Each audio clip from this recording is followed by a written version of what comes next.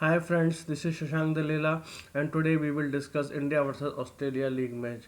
तो जैसा कि आप सभी लोग जानते हैं कि ये जो मैच इंडिया और ऑस्ट्रेलिया के बीच होने वाला था, ये एक तरह से क्वार्टर फाइनल ही था। जो भी टीम जीतनी थी उसने सेमीफाइनल में जाना था और जो भी टीम हारेगी उसे टूर्नामेंट से बाहर। बहुत ही क्रूशियल मैच था दोनों टीमों के लिए। ऑस्ट्रेलिया ही ऐसी अकेली टीम है जिसने अभी तक T20 टूर्नामेंट नहीं जीता है। बाकी दो टीम जो ऑलरेडी सेमीफाइनल में पहुंच चुकी हैं, इंग्लैंड और वेस्ट इंडीज़, दोनों ने एक एक बार टूर्नामेंट अपने नाम किया है। इंडिया का तो आपको पता ही है, उन्होंने पहला जो ओपनिंग T20 टूर्नामेंट था 2007 का धोनी की कैप्टनसी में अपने नाम किया था। तो ऑस्ट्रेलिया इस मैच को हर हाल में जीतना चाहता था ताकि वो सेमीफाइनल में एंटर कर सके और जो एक T20 वर्ल्ड कप का टाइटल उनके नाम अभी तक नहीं हो पाया है उस काम को पूरा कर सके। सो इंडिया ऑस्ट्रेलिया दोनों इस टूर्नामेंट में आगे बढ़ने के लिए इस मैच के साथ स्टार्ट किया। टॉस हुआ और इस बार फिर धोनी टॉस हार गए। स्टीव स्मिथ ने टॉस जीतने के बाद पहले बैटिंग ली क्योंकि उनको लगता था कि शायद विकेट आगे जाकर दूसरी इनिंग में बैटिंग के लिए उतना अच्छा नहीं रहेगा। ओवरऑल इंडिया की तरफ से जब धोनी से पूछा गया कि अगर वो टॉस जीतते तो वो क्या करते, धोनी का भी यही मानना था कि वो भी शायद पहले ही बैटिंग करते।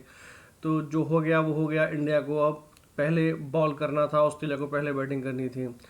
ऑस्ट्रेलिया के दोनों ओपनर ख्वाजा और फिंच ने ऑस्ट्रेलिया को तूफानी शुरुआत दी। शुरू के 4 ओवर में ही स्कोर 53 पहुंच गया, जो कि उनका अब तक का सेकंड हाईएस्ट टोटल है शुरू के 4 ओवर्स में। 4 ओवर में 53 रन, जिसके अंदर अश्विन और बुमराह दोनों के पहले पहले ओवर में अच्छी पिटाई हुई। अश्विन को तो 2 6 भी मारे फिंच ने और बुमराह को पहले ओवर में ही उसके 4 चौके लगे। कुल मिला के जिस तरह से ऑस्ट्रेलिया क्रूज कर रहा था शुरू के 6 ओवरों में 5 ओवरों में, उससे लग रहा था कि ऑस्ट्रेलिया करीब 200 रन के टारगेट को एम करके चल रहा है। पूरे स्टेडियम में सन्नाटा था, लोग काफ़ी निराश थे। तभी आशीष नेहरा ने भारत को पहली सफलता दिलाई। उसके बाद युवराज सिंह, जडेजा और बाकी बॉलर्स धीरे धीरे अपनी बॉलिंग करते रहे और कुल मिलाकर छठे ओवर से लेकर 15 ओवर के बीच में जब बाकी हमारे बॉलर्स ने बॉलिंग की तो उन्होंने ऑस्ट्रेलिया की बैटिंग को थोड़ा रोक दिया, रन रेट को थोड़ा डाउन किया। इस बीच उनके दो बड़े प्लेयर स्टीव स्मिथ और डेविड वार्नर वो ज़्यादा अच्छा परफॉर्म नहीं कर पाए। एक स्टंप आउट हुआ, एक कैच हुआ। अपने अपने अपने रन को वो लंबा नहीं कर पाए अपनी इनिंग्स को और वो चले गए। लास्ट के ओवर्स में शेन वॉटसन ने और फुकनर ने थोड़ी बाउंड्रीज वगैरह लगाकर स्कोर को 160 तक पहुंचाया, जिसमें आखिरी ओवर में हार्दिक पांड्या के 14-15 रन चले गए थे। अदरवाइज उनका स्कोर 150 के अंदर भी रह सकता था। तो कुल मिला के भारतीय बॉलर्स की एक अच्छी अचीवमेंट थी कि उन्होंने जिस तरह की फ्लाइंग शुरुआत ऑस्ट्रेलिया ने ली थी उसके बाद उनको कंट्रोल किया, उनको रोका और 160 रन के अंदर 160 के अंदर उनको रोक लिया। मुझे लगता था कि 160 is not a very big score, India उसको अचीव कर सकता है, बशर्ते जो हमारे दोनों ओपनर हैं विराट शिखर धवन और रोहित शर्मा, जो कि इस टूर्नामेंट में अभी तक नहीं चले हैं और इवन एशिया कप में भी अगर आप देखें तो कोई अच्छा परफॉर्मेंस उनका नहीं रहा है, तो आज उनको चलना चाहिए। इंडिया की पारी ओपन हुई, स्टार्ट हुई, दोनों बैट्समैन आए, लेकिन हमेशा की तरह जैसा पिछले इस टूर्नामेंट में होता आ रहा है, एक स्टार्ट मिला, रोहित शर्मा शिखर धवन रन बनाने स्टार्ट किए और फिर वही लूज शॉट खेले, दोनों ने अपने अपने विकेट दे दिए।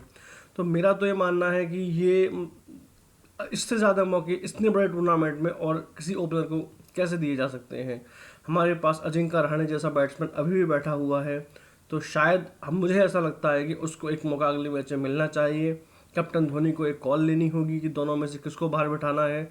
विराट, शिखर धवन और रोहित शर्मा बिल्कुल भी टूर्नामेंट में लय में नहीं दिख रहे हैं और भारत के लिए अच्छे सिम्टम नहीं है।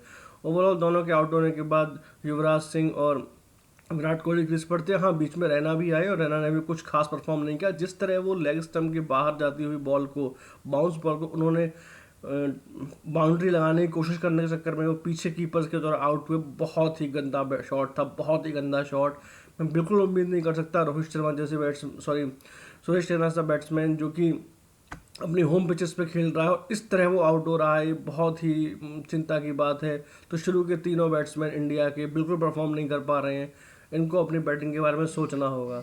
ओवरऑल युवराज सिंह ने विराट कोहली के साथ टीम को एक पार्टनरशिप देने की कोशिश करी, पर अनफॉर्चुनेटली युवराज सिंह अपनी बैटिंग की इनिंग के स्टार्टिंग में ही उनकी एंकल में प्रॉब्लम हो गई और वो रनिंग नहीं कर पा रहे थे। जहाँ पर 2 रन हो सकते थे वहाँ पर सिर्फ 1 रन लिया जा रहा था और हिटिंग भी कोई खास नहीं हो रही थी। रन रेट बढ़ती चली जा रही थी, विराट कोहली के ऊपर प्रेशर बढ़ता चला जा रहा था, बट स्टिल विराट कोहली ने अपने आप को कूल रखा हुआ था और कोई भी ऐसे शॉट वो नहीं खेल रहे थे।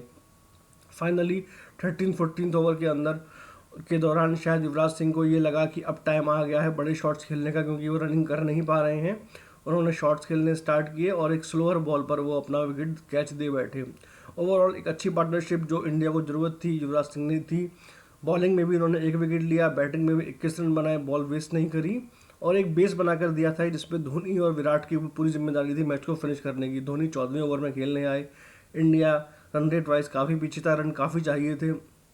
विराट कोहली और धोनी ने किसी तरह से 3-4 ओवर में मीनिंग को आगे बढ़ाया और मैच पहुंच गया आखिरी 3 ओवर तक।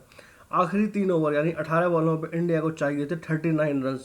39 रन 3 ओवर में यानी 13 रन 13 रन पर ओवर, एक बहुत बड़ा टारगेट। ऑस्ट्रेलिया जिस तरह बॉलिंग कर रहा था ब्लॉक होल्स में, स्लोअर्स, बाउंसर्स, उससे पहले के 2 ओवरों में कोहली और धोनी ने काफ़ी हिट मारने की कोशिश की थी, बॉल करेक्ट नहीं हो रही थी, शॉट्स नहीं लग पा रहे थे।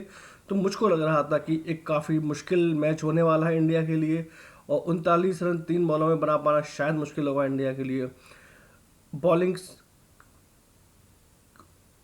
18वां ओवर जैसे ही शुरू हुआ, सामने स्ट्राइक पर थे कोहली और कोहली अपना मन बना चुके थे कि अब इस मैच को ख़त्म करने का टाइम आ चुका है।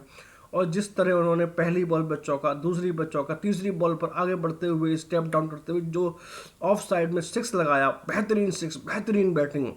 एक तरह से 3 बॉलों पर जिस तरह 14 रन बनाकर उन्होंने एकदम प्रेशर को रिलीज कर दिया। अब धोनी और विराट कोहली जैसे बैट्समैन के लिए इस मैच को खत्म कर पाना बहुत आसान था।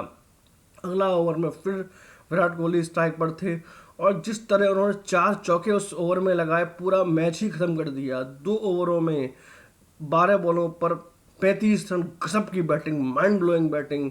कमेंट्री जो भी देख रहा था, जो कर रहा था, जो सुन रहा था, मतलब आप इस इनिंग को किसी दूसरी इनिंग से कंपेयर कर ही नहीं सकते।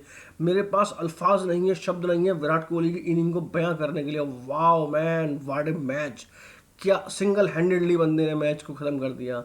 और बाकी जैसा कि आप जानते ही हैं, धोनी के पास तो रस्मतानी करने का पूरा पूरा उनकी जिम्मेदारी है। वो टीम के बड़े हैं, टीम के कप्तान हैं। विनिंग शॉट धोनी को ही मारना होता है। वो आखिरी ओवर की पहली बॉल स्ट्राइक पर थे और उन्होंने सेम उसी स्टाइल में बैट घुमाया जैसा उन्होंने 2011 वर्ल्ड कप फाइनल में घुमाया था। अनफॉर्चुनेटली बॉल उस तरह कनेक्ट नहीं हो पाई और बॉल डायरेक्ट 6 पर नहीं पहुंच पाई, बट हाँ 1 और 2 बाउंस में बॉल बाउंड्री क्लियर कर गए। इंडिया ने मैच जीत लिया 5 बॉलों के रहते 6 विकेट से। इस पूरी जीत का श्रेय सिर्फ और सिर्फ विराट कोहली को जाता है। बाकी जो शुरू के 3 ओपनिंग बैट्समैन हैं उनको सोचना होगा, देखना होगा कि क्या कर रहे हैं, क्यों कर रहे हैं। इतने बड़े टूर्नामेंट में आप सिर्फ एक बैट्समैन के दम पर टूर्नामेंट नहीं जीत सकते हैं। धोनी ने कल आफ्टर मैच जो स्टेटमेंट देते हैं अपन टीवी जर्नलिस्ट के साथ में, उसमें उन्होंने बोला है कि बाकी बैट्समैन को देखना होगा। अब इस तरह से सिर्फ विराट कोहली के भरोसे हम टूर्नामेंट में जीत आगे नहीं जा सकते। अब 2 मैच बचे हैं, सेमीफाइनल और फाइनल।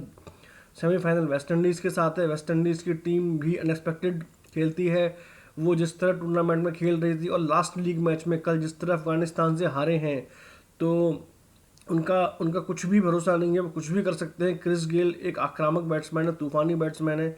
तो लेट्स होप इंडिया ये मैच अच्छा खेलेगा और जीतेगा और फाइनल में जगह बनाएगा। So again wishes for MSD, wishes for team India. आप लोग मेरे को फॉलो कर सकते हैं ट्विटर पर, my Twitter ID Shashank Dalela, same on Facebook Shashank Dalela. Okay friends, see you again, thanks.